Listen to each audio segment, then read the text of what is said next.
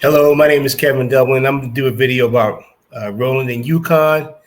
Joe could not be here tonight, so I have another special guest that I'm going to bring on to ask me questions about rolling in Yukon. Let me turn them up. Let me make sure they can hear you. Sure thing. Just let me know when you're ready. We have some news. Robert did receive his black belt October 1st. And hold on, chat. Don't say anything. I'm just giving out some information. You can listen to, because you might need to ask me some questions about this. But last week on Tuesday, October 1st, Robert received his black belt, which a lot of people were there. It was exciting. I was happy that he got it. This is what is. Hold on, Chad. I'll let you know. I'm just talking to the video. Yes. Hey, don't say anything, Chad. I'll let you know. I'll ask you. Be like, hey, ask me some questions. Got it. I'll wait for your cue. Just let me know when you're ready. Okay. So Robert received his black belt. It was a good ceremony. He had a good speech. That sounds like a really special moment.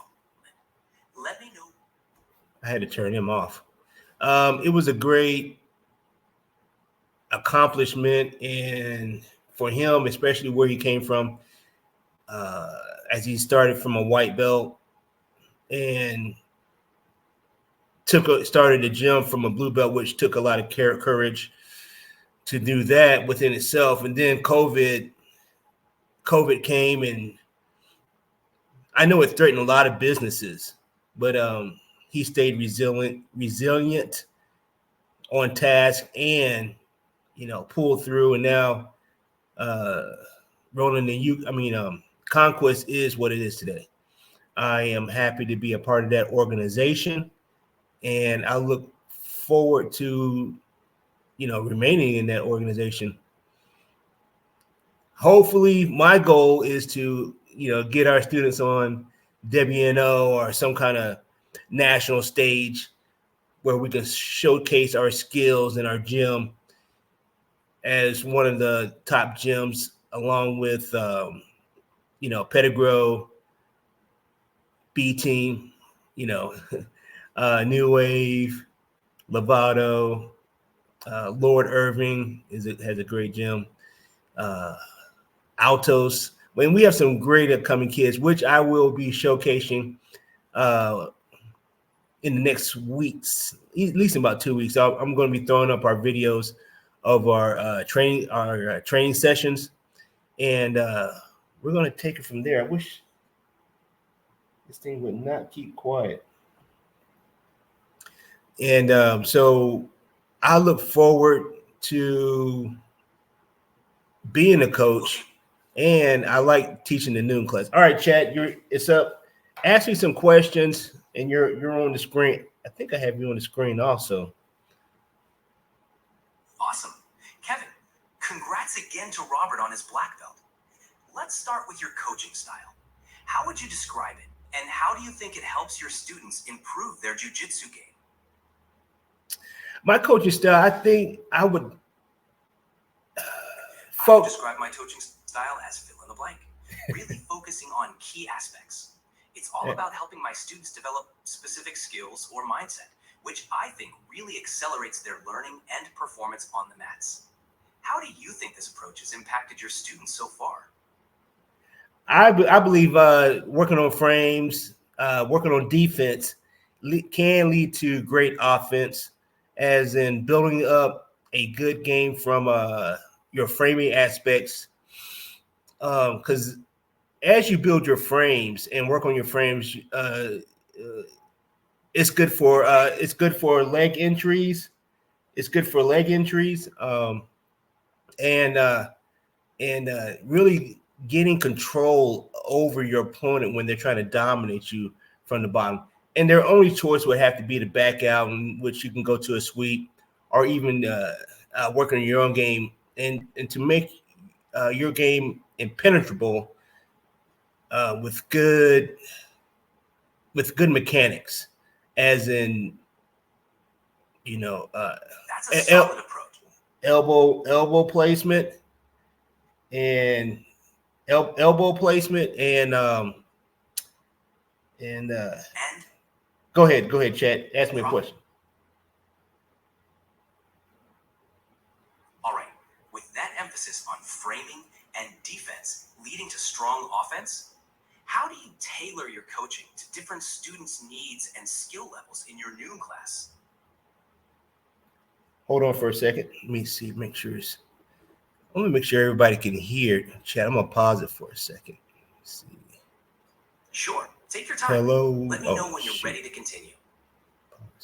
All right, go ahead and ask me a question, Chat. All right, Kevin. Considering Robert's recent achievement of earning his black belt, how do you feel this accomplishment reflects on the training and community at Conquest? I think by Robert getting his black belt is just a step in the right direction to building Conquest overall. I mean, everybody is gaining in their jiu-jitsu from the children on up. As in last week or so, his daughter got her green belt, which means that when she becomes of age, she's eligible for her blue belt. So this is a step in the right direction, and our children are coming up. And I was watching them grapple last night. William and this other kid, I can't really remember his name right now, but looking at them made me realize that, man, if we keep on this pace, we will be some amazing. We will be a dominant force within this community. Go ahead. Absolutely. It sounds like you're building a strong foundation for a thriving jiu-jitsu community. Speaking of which, how do you envision Conquest evolving over the next few years with this momentum? Eventually evolving into 2 gyms. I mean, I guess, it would depend on the amount of people, but it would be involved into multiple gyms under the same banner, with the same kind of structure that goes on right now, and building a solid community of jiu-jitsu practitioners that really love the game and want to be dedicated to the game, which I think that the future does look bright. And Yukon is building and expanding. The population here is exploding, and I think that eventually we will have maybe 3 would be pushing it, but definitely one more in the right location could thrive also. Absolutely. With the growth in Yukon and the dedication of your team, expanding to multiple gyms sounds like a natural next step. It would be fantastic to see Conquest's influence and community spirit spread even further. How are you planning to nurture this growth while maintaining the quality of training you offer? I think I try to nurture this by having a mix in between. You have to have a tough spirit just to get through these practices, but also have to be gentle, as in grappling with your students and teammates. So the culture is to try your hardest, whoever you are. Try your hardest for those 5 minutes that you're on the mat grappling, but in the same time try to take into account of not injuring the people that you grapple with at the same time. I think that was part of the question. I really can't remember if that answered it. No worries. That was a great response. Balancing toughness with a gentle approach in training is key to creating a supportive and safe environment for everyone. It helps maintain the quality of training while nurturing growth. How do you think this approach impacts your students' progress and their connection to the gym? Their progress, I think, is coming along great. As a coach, you have to have a dynamic personality. That I'm trying to build a dynamic personality that people want to learn from me, and because I think I have a lot to offer. But we have to showcase our, like I was telling Joe, we have to, no matter how good you are, you still have to showcase your skills in tournaments and on the mats. Um, and as a coach, I'm 53, and eventually you're going to coach students, and you try to get your students up to par and try to get them, winning, on the winning side versus the losing side, I would say. But I mean, you can only be as good as your victories and losses. But the point is to always try to get there, even if you don't succeed, because that's just how I feel about it. I hope that answered it. Absolutely. That makes a lot of sense. Showcasing skills in tournaments and on the mats not only demonstrates your abilities, but also inspires your students to strive for their best. Your dynamic approach and focus on continuous improvement are key to building a winning team and a strong jiu-jitsu community. Do you have any upcoming tournaments where you'll be putting this philosophy into action? I did AGF. I came in second. I mean, I don't have a winning record myself, but I'm building my skills also. And also, I mean, the more you have to compete, you have to learn how to compete also. So me competing is also a learning process, because getting there, getting rid of the nerves, you only have 5 minutes to showcase your skills. Sometimes, you train for these skills and you don't get to showcase them because somebody's doing something that you never really thought about, and all these things are learning experience, but you have to be you have to accept your losses and use them as a teaching yourself. I need to get better. I need to continue to learn, and I need to continue to grow, because growing is half the battle. But go ahead. Absolutely. Embracing the learning process, even through losses, is crucial in jiu-jitsu. Competing helps you refine your skills under pressure and adapt to unexpected challenges. It's great to hear you're continuing to grow through competition. What's one lesson you've learned from competing that you share with your students? Whoa.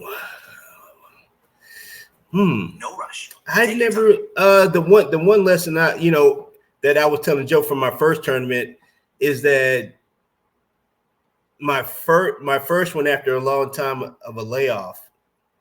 I would like to say that because I when I got a blue belt, I took off for 5 years. So my first tournament back, and when the ref said go, I was like a deer in the headlights. I kind of was like, oh, what do I do now? So you got to have a mental aspect of not having that, So that's why you have to keep competing, and you have to be mentally ready and physically ready, and be in the right mindset, at the same time. That's a valuable lesson. The mental aspect is just as crucial as the physical. Competing regularly helps you overcome that deer in the headlights feeling and stay focused under pressure. It's great advice for your students to keep pushing themselves and competing to build that mental resilience. How do you help your students prepare mentally for competitions? Man, you know what? I mentally, like, we a few times, like I might grapple with a guy. I'm, some people would say I'm intimidating looking. I understand that. So when I grapple somebody, and I usually go easy on 90+% of the people that I grapple with, unless they are like black belt or above, of course. I try to grapple just enough, just hard enough, just to dominate them. Not overly dominate, but just enough. And then also give them something that they can do within the role, or even let them dominate me. And then I work on getting out. I mean, sometimes it works to my advantage because I get to work on escapes, but sometimes, if I might get caught in a submission. So it's, but everybody is there to learn and to get better at jiu-jitsu.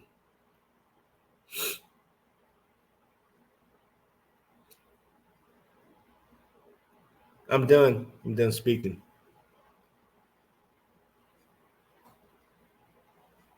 Well, I don't know what happened to Chat GPT. I think he's taking a nap. So I'm going to end it. I did have some good roles. I rode with Joe. I rode with some new guy. I called him the red shirt. Actually, when I said that, I was thinking about Star Trek, the red shirt guy.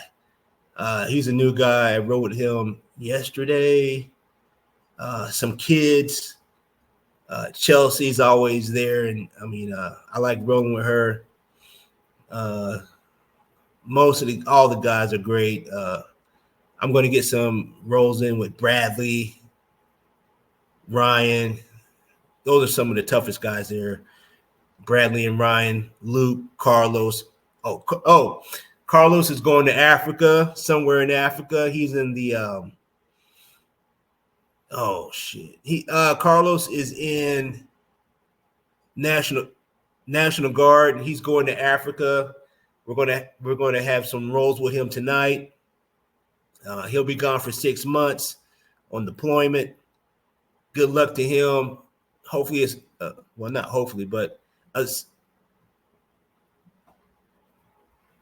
hopefully a safe return from Africa, and we look forward to rolling with him. And if he has not been rolling in Africa, I will smash him and I will choke the shit out of him. So he better keep up his skills. I'm just saying that. I'm just making it known.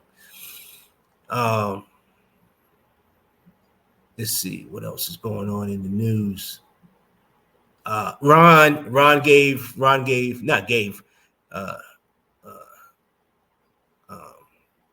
Robert received his black belt from Coach Ron, which is a black belt. He's a 2 or 3 degree black belt out of somewhere in Arkansas, which I cannot remember, but he told us.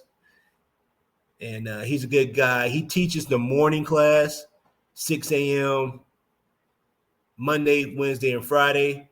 I teach the noon class, Tuesday, Wednesday, and Thursday. So Carlos will be gone. Carlos taught a class at 5:30 or 6, whatever class he taught. Those shoes will have to be filled. Those are big shoes to fill until his return. And I'm pretty sure when he does return, he will be coaching some of those preteens. No, I mean I think they're teenagers. But in any case, I'm getting out of here. This is going straight up to YouTube. Rolling in Yukon, and we're having fun. I found this Riverwind casino hat. And the reason why I like it because it fits my head, and I think it, and I like the way it looks. And plus, you can always support your local Riverwind casino if you want to. I usually don't go over $75 myself. But have a good evening.